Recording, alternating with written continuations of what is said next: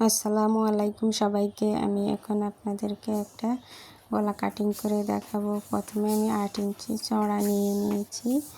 তারপর আমি বক্রমটাকে এভাবে 2 ভাঁজে ভাঁজ করে নিচ্ছি। এখন আমি 6.5 ইঞ্চি লম্বাতে একটা দাগ টেনে নিচ্ছি। তারপর আমি চওড়া নিয়ে নেব 3 ইঞ্চিতে, এভাবে 3 ইঞ্চিতে উপরে নিয়ে তারপর আমি বক্সটা করে নেব। নিচের দিকে আমি স্কেলের মাধ্যমে দাগটা টেনে নিচ্ছি। আপনারা দুই দিকটাতে স্কেলের মাধ্যমে দাগ টেনে নিতে পারেন। এখন আমি এভাবে রেখে মাঝ বরাবর একটা দাগ টেনে নেব। নিচের দিক থেকে 3 ইঞ্চিতে দিলেও হবে। নিচ থেকে আমি 1.5 ইঞ্চিতে একটা দাগ টেনে নিলাম। তারপর এভাবে 1.5 ইঞ্চিতে একটা শেপ দিয়ে দিব। তারপর আবার আমি 3 ইঞ্চিতে আরও একটা শেপ দিয়ে নেব। তারপর আমি 3 ইঞ্চি থেকে উপর অবধি আরেকটা শেপ দিয়ে নিচ্ছি।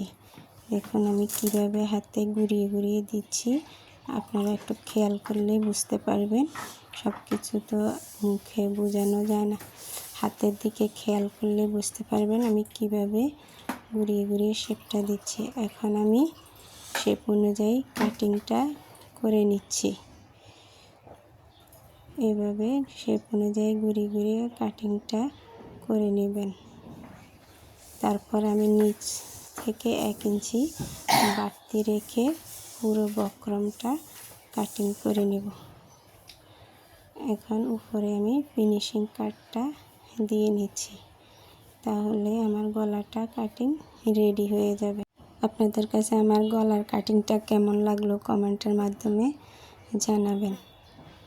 এখন আমি আলাদা একটা কাপড়ের উপরে গলাটাকে বসিয়ে নিব। ডিজাইন অনুযায়ী ঘুরিয়ে ঘুরিয়ে বক্রমের উপরে আমি সেলাইটা করে নিচ্ছি। যদি আপনাদের কাছে আমার গলার কাটিংটা ভালো লেগে থাকে তাহলে আমাকে লাইক, কমেন্ট, শেয়ার এবং ফলো করে দিবেন। এখন আমি গলাটার সাইডের কাপড়টা বক্রমের দিকে ভাঁজ করে সেলাই করে নিয়েছি। এখন আমি আবায়ার গলাটাকে 2 ভাঁজ করে 3 ইঞ্চিতে চাকান কেটে নিয়েছিলাম।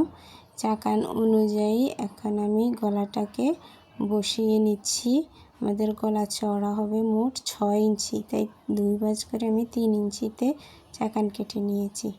এখন আমি বাড়তি কাপড়গুলো কাটিং করে এভাবে ডিজাইন অনুযায়ী চাকানগুলো কাটিং করে নিচ্ছি। তারপর আমি চাপ সেলাই দিয়ে নিব। এভাবে যারা ইউটিউব চ্যানেল থেকে দেখছেন তারা সাবস্ক্রাইব করে দিবেন, পাশে থাকা বেল আইকনটি প্রেস করে দিবেন। আমার ভিডিও সবার আগে আপনারা দেখতে পাবেন।